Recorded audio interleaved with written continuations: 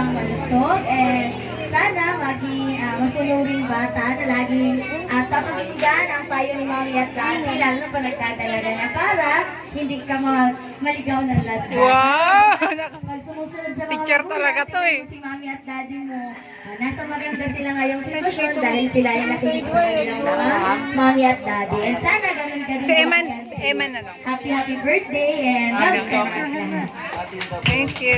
Palakpakan naman natin at syempre hindi naman daw po magpapauli si Ninong Eman. Talagang pinaghandaan na pa po kayo.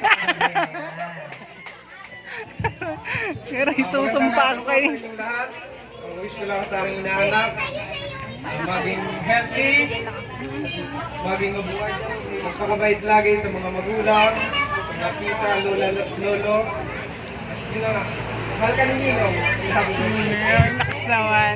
Yay! Okay, palakpakan naman natin at syempre bago po yan i-blow ni baby, para mas masaya, magbibilang tayo lahat kids ng 1, 2, 3 at isisigaw.